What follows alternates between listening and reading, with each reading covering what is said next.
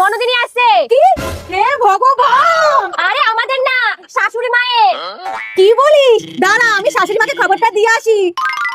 মা, মা, মা, কি হয়েছে? শান্তি থেকে সুতো দিবা না? মা, ননদিনী আসছে। হ্যাঁ, কি বলছো? তাড়াতাড়ি বরণডালা সাজাও। হ্যাঁ মা, আমি এক্ষুনি সাজাচ্ছি। আরে আসুন আসুন। মা, চলে এসেছে।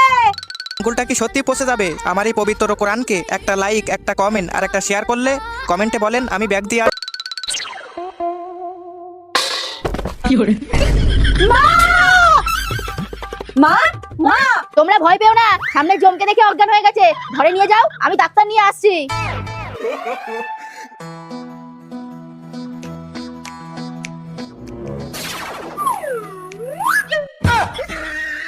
ये सब क्या देखना पड़ रहा है। না, পেশেন্ট খুব ক্রিটিক্যাল।